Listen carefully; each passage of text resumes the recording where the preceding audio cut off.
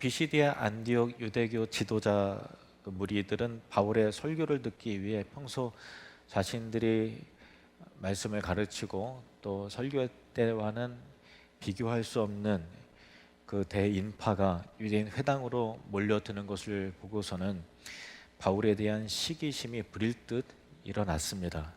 느닷없이 나타난 바울과 바나바로 인해 자신들의 종교적 권위와 자존심에 타격을 받았다고 여겼던 것이죠.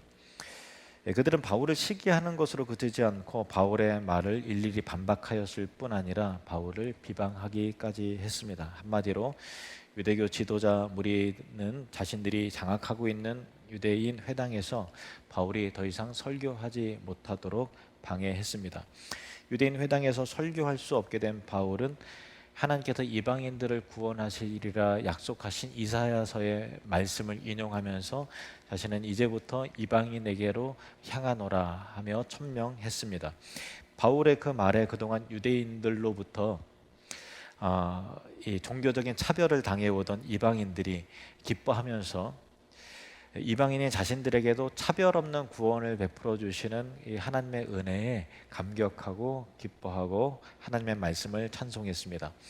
바울이 자신의 말이 아니라 하나님의 약속된 말씀을 그대로 증거했음에도 그 시기심으로 하나님의 말씀을 대적한 유대인들은 그들 자신이 하나님이 영생을 주시기로 작정된 사람들이 아님을 스스로 입증한 셈이었습니다.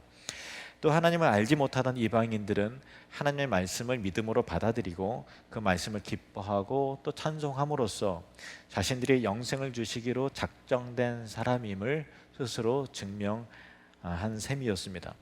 본문은 이렇게 증거하고 있습니다. 48절 49절에 이방인들이 듣고 기뻐하여 하나님의 말씀을 찬송하며 영생을 주시기로 작정된 자는 다 믿더라. 주의 말씀이 그 지방에 두루 퍼지니라. 바울이 1차 선교 여행을 떠나고 또 마쳤던 시기는 AD 46년에서 47년까지 약 2년간 정도 진행된 선교 여행이었습니다. 그렇다면 아마 비시디아 안디옥에서 최소 몇 개월간 머물렀을 것입니다. 바울과 바나바는 회당에서 복음을 전하지 못했지만 찾아오는 무리들에게 복음을 전했고 복음을 들은 이방인들은 믿고 감격하고 기뻐하면서 가족에게로 찾아가고 친구들에게로 찾아가고 이웃들에게 찾아가 복음을 증거하고 또 바울에게로 이끌어서 하나님의 말씀을 듣고 그들도 변화된 삶을 살 수 있도록 독려하며 그 복음의 증인들이 되었습니다. 그렇게 하나님의 말씀은 몇 개월 만에 비시디아 안디옥 지방에 두루 퍼지게 된 것이었습니다. 하나님의 말씀은 생명력이 있습니다. 그래서 그 말씀을 들은 사람을 변화시킵니다. 그리고 움직이게 만듭니다. 열정의 사람이 되게 합니다. 복음의 사람이 되게 합니다. 우리 하늘누림교회를 통해 이 제천 지역과 또 캄보디아의 끄닷 지역과 트모방 지역과 필리핀의 로스 아미고스 지역에 복음으로 요동함이 일어나게 되는 복음적 역사가 나타나고 앞으로도 계속 세워질 교회들을 통해서 1만 명을 구원하는 일들이 일어나기를 주님으로 축복하며 소망합니다. 한편 시기심으로 바울을 회당에서 더 이상 설교하지 못하도록 한 유대인들은 이렇게 하면 바울이 위축이 되고 그가 전하는 복음이 그렇게 더 이상 진행되지 않을 것이라 여겼습니다. 그러나 수개월 만에 비시디아 안디옥 전역에 이 복음이 그 말씀이 확산이 되자 그들은 비시디아 안디옥의 경건한 귀부인들과 유력자들을 선동하여 바울과 바나바를 박해하게 하여 그 두 사람을 비시디아 안디옥에서 쫓아내어 버리고 말았습니다. 50절 말씀. 이에 유대인들이 경건한 귀부인들과 그 신의 유력자들을 선동하여 바울과 바나바를 박해하게 하여 그 지역에서 쫓아내니, 여기서 박해하다라고 하는 이 말은 원어로 신체적인 그 위협과 해를 가하는 행위를 포함하는 말입니다. 그냥 말로 비난하는 정도가 아니라 어떤 신체적인 해를 가했다라는 것이죠. 이 경건한 귀부인들이라고 함은 유대교에 입교했거나 또 유대교에 대해서 호의적인 태도를 갖는 이방인들의 그 여인들을 높은 계층의 여인들을 지칭하는 표현입니다.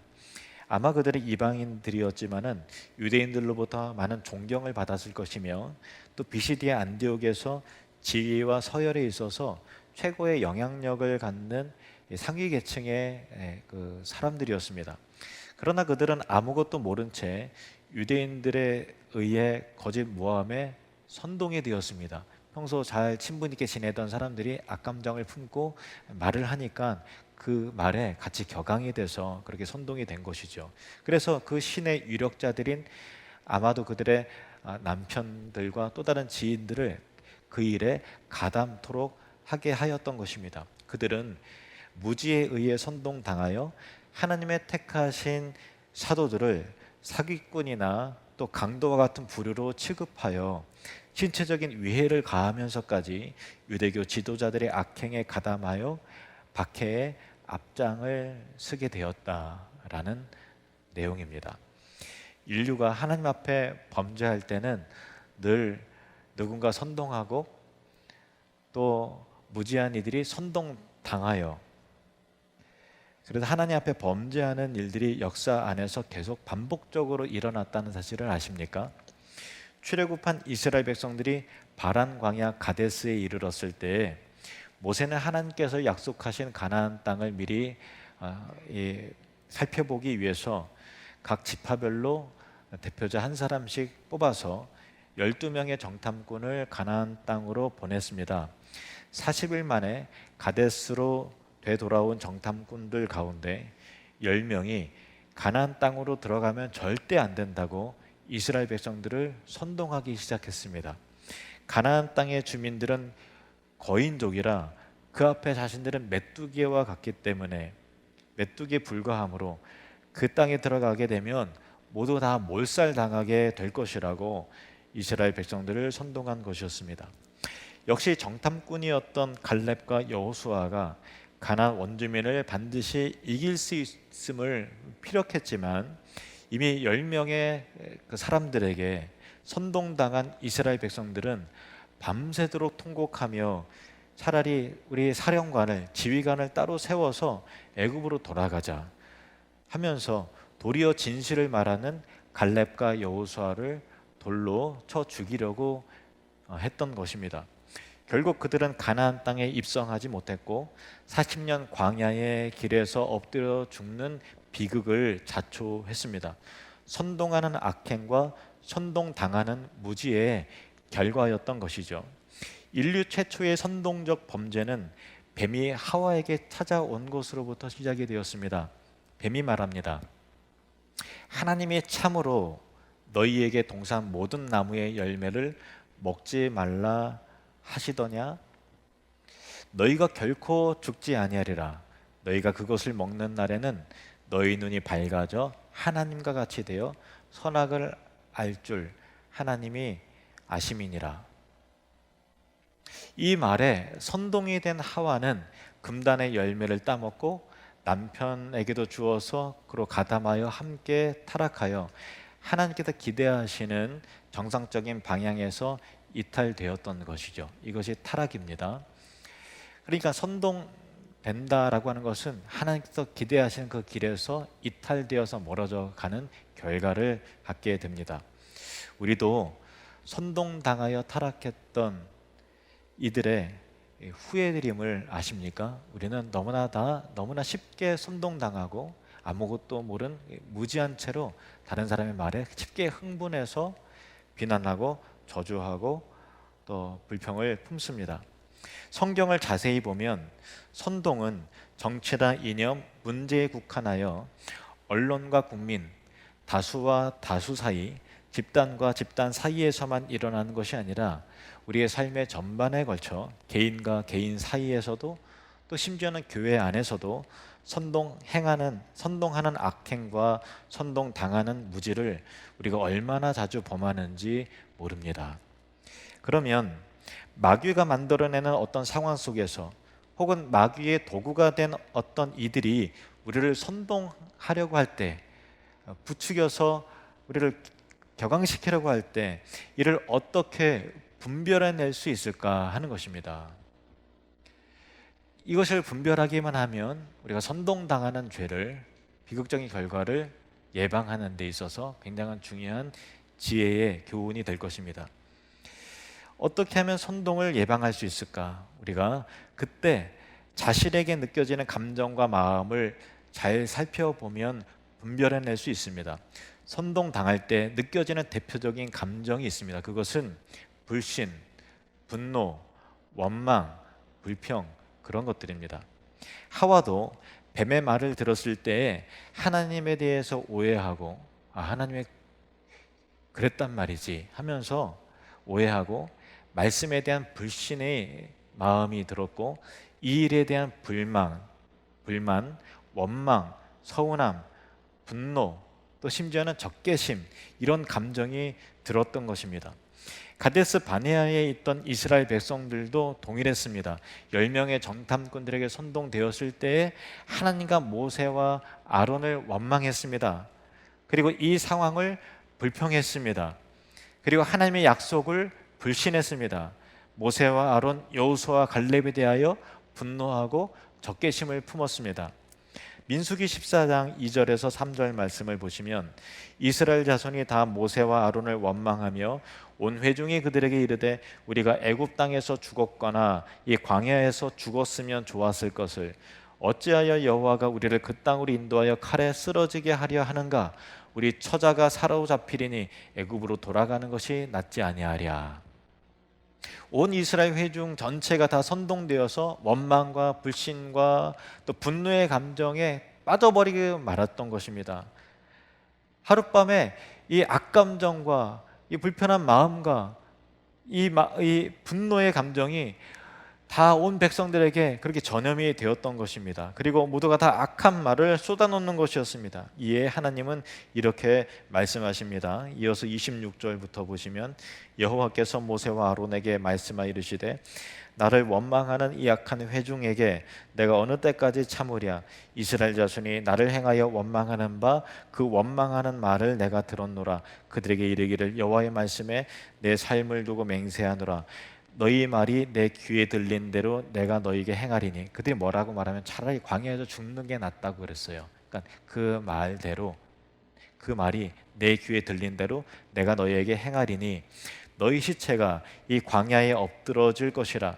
너희 중에서 20세 이상으로서 계수된 자 곧 나를 원망한 자 전부가 여분네의 아들 갈렙과 눈의 아들 여호수아 외에는 내가 맹세하여 너희에게 살게 하리라 한 땅에 결단코 들어가지 못하리라.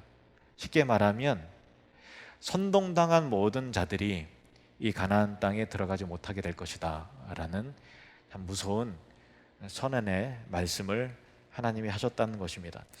이스라엘 백성의 광야 여정의 기록인 출애굽기와 민수기에서 원망이라고 하는 단어가 몇 차례 등장하냐면요 20차례나 등장을 해요.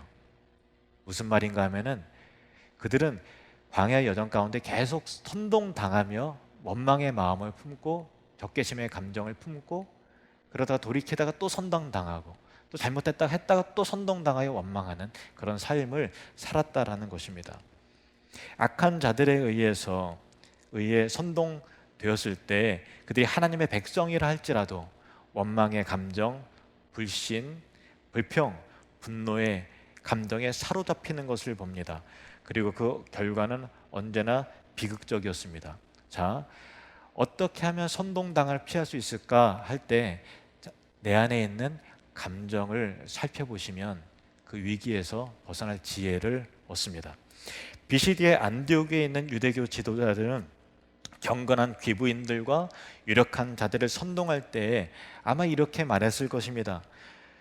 평화로운 이 도시에 바울과 바나바라고 하는 작자가 찾아오는 바람에 이 도시가 요란하게 되었고 그들을 가만히 놔두면 이 도시는 광신자들의 도시가 되어 분열이 초래하게 될 것이며 바울과 바나바가 이단의 사상으로 백성들을 미혹하고 있기에 그대로 둔다면 사람들이 당신들의 말도 듣지 않을 것이라고 그렇게 선동을 했을 것입니다.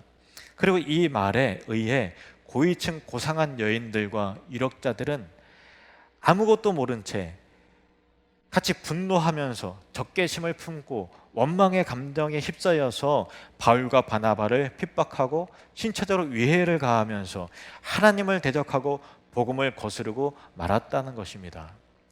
우리도 이들처럼 무지에 의해 선동될 때가 얼마나 많은지 모릅니다. 우리는 스스로 인정해야 되는 것이 뭐냐면, 우리는 다른 사람의 말에 의해서 쉽게 그 악한 감정에 사로잡히는 죄성이 있다라는 자들입니다. 우리는 연약한 자들입니다. 우리는 분별해내지 못해요. 그때는 그 마음이, 그 불편한 마음과 적개심과 분노의 마음은 굉장히 의로운 감정으로 들어오기 때문에 마치 이 의로운 대열에 같이 자기들이 있는 것 같은 느낌이 들거든요. 그래서 우리는 쉽게 선동당해요. 바울은 에베소서를 통해서 우리에게 선동당하는 위험에 대해서 다음과 같이 경고합니다. 에베소서 5장 6절에서 11절 말씀 우리 함께 읽겠습니다. 누구든지 헛된 말로 너희를 속이지 못하게 하라. 이로 말미암아 하나님의 진노가 불순종의 아들들에게 임하나니 그러므로 그들과 함께하는 자가 되지 말라. 너희가 전에는 어둠이더니 이제는 주 안에서 빛이라. 빛의 자녀들처럼 행하라. 빛의 열매는 모든 착함과 의로움과 진실함에 있느니라. 주를 기쁘시게 할 것이 무엇인가 시험하여 보라. 너희는 열매 없는 어둠의 일에 참여하지 말고 도리어 책망하라. 아멘. 우리 11절 다시 한번 읽을까요? 시작. 너희는 열매 없는 어둠의 일에 참여하지 말고 도리어 책망하라. 아멘. 그러면 악한 말에 의해 선동되지 않고 진리의 말씀으로 선도되며 설득당하는 것은 어떤 차이가 있을까요? 본문은 이렇게 말합니다. 48절 말씀. 이방인들이 듣고 기뻐하여 하나님의 말씀을 찬송하며 영생을 주시기로 작정된 자는 다 믿더라. 잘 보세요. 선동되는 것도 결국 외부의 말에 의해서 내가 바뀌는 것이고, 말씀에 의해 선도되는 것도 결국은 외부의 그 말씀에 의해서 내가 바뀌는 것인데, 이 차이를 구분해 내시겠습니까? 어떤 차이가 있죠? 분명한 차이점이 있죠. 하나님의 말씀이 우리 안에 들어와서 나를 바꿀 때는 믿음과 신뢰의 마음이 가득해지고 기쁨과 찬송과 하나님을 경외하는 예배의 마음이 가득해진다는 거예요. 내 마음은 은혜로워집니다. 사랑과 열정과 비전과 기쁨과 믿음과 소망으로 가득해집니다.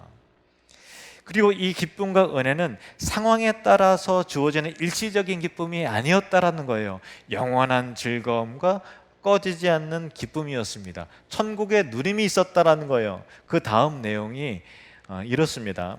50절부터 제일 마지막 절 52절까지. 이에 유대인들이 경건한 귀부인들과 그 신의 유력자들을 선동하여 바울과 바나바를 박해하게 하여 그 지역에서 쫓아내니 두 사람이 그들을 향하여 발에 티끌을 떨어버리고 이곳이온으로 가거늘 제자들은 기쁨과 성령이 충만하니라. 바울과 바나바는 핍박을 받았고요. 두 사도는 발에 티끌을 떨어버리고 다른 도시인 이곳이온으로 향했다고 했는데, 여기서 발에 티끌을 떨어버렸다라고 하는 것은 그들이 복음을 받아들이지 않으니까 그들과 깨끗한 단절의 의미에서 나는 할 도리를 다했으며 이후의 모든 것은 하나님의 그 심판과 판단에 맡깁니다. 나는 여기까지입니다. 하나님께서 그 다음 과정들은 하나님의 처분에 맡깁니다 라고 하는, 털어버린다는 뜻이에요. 핍박을 받은 바울과 바나바는, 제일 억울한 사람들은 바울과 바나바죠. 근데 억울한 감정에 끌려가지 않았다는 거예요. 이 상황을 하나님께 온전히 맡겨버렸습니다. 그리고 가야 할 길을 묵묵히 가는 겁니다. 그리고 제자들은 기쁨과 성령이 충만했다고 했습니다. 여기에서 제자들은 바울과 바나바만을 의미하지 않습니다. 바나바와 바울을 포함해서 비시디의 안디옥에 있는 이제 예수님을 갓 믿게 된 주의 모든 성도들이 주님의 다 제자가 되었다라는 거예요. 그들은 수개월 동안 바울과 바나바가 전해주는 하나님의 말씀을 듣고 거듭나서 예수님을 따르는 제자들이 되었다라는 것입니다. 그들은 핍박의 상황에서도 그들을 인도하는 영적 지도자가 이제는 떠나야 되는 그 순간이 왔음에도 불구하고 낙담하지 않았습니다. 그들은 주를 의지함으로 오히려 기쁨과 성령이 충만했다는 거예요. 하나님의 말씀을 들었을 때 그 기쁨의 감격이 성령의 충만한 가운데 상황이 바뀌었지만 여전히 나를 기쁘게 하더라는 것입니다. 여러분 축복합니다. 여러분 안에 있는 기쁨의 감정이 상황에 따라서 소멸되는 감정이 아니라 영원한 천국의 누림의 감정이 되시기를 주의 이름으로 축원합니다. 그러니까 그들은 처음 하나님의 말씀을 들었을 때의 기쁨과 은혜와 예배의 마음이 더욱 성령으로 충만하여 가득했다는 것인데, 하나님의 말씀에 의해서 선도된 사람들은 기쁨과 감사와 은혜의 마음이 차오른다는 것이죠. 이들은 핍박으로 어려워지는 상황 속에서도 염려와 불안에 휩싸이지 않았고 이 상황을 원망하지 않았습니다. 오히려 복음으로 인해 성령으로 인해 기쁨이 충만했습니다. 이것이 제자된 자들의 증거입니다. 예수님을 따르는 제자들은 악한 말에게 선동되지 않는 자들입니다. 원망과 불평에 잠식되지 않습니다. 분노하고 비난하는 마음에 이끌리지 않는 사람들입니다. 저와 여러분이 바로 그런 사람들이 되기를 축복합니다. 핍박을 받은 바울과 바나바가 떠나면서 발에 티끌을 떨어버리듯이 최대한의 노력은 기울이지만 자신의 힘의 역량을 벗어나는 일을 당할 때는 하나님의 의로우신 심판과 판단에 맡기며 깨끗하게 발에 티끌을 떨어버리고 계속해서 믿음으로 전진해 나가는 선교적, 복음적 사명을 감당해 나가는 자들이 진정한 제자의 모습이죠. 우리도 이와 같은 모습이길 바랍니다. 제자들은 기쁨과 성령이 충만하니라. 제자들은 기쁨과 성령이 충만하니라. 이 말씀이 바로 우리 교회가 되며 여러분의 삶의 모습이 되기를 예수님의 이름으로 축복합니다.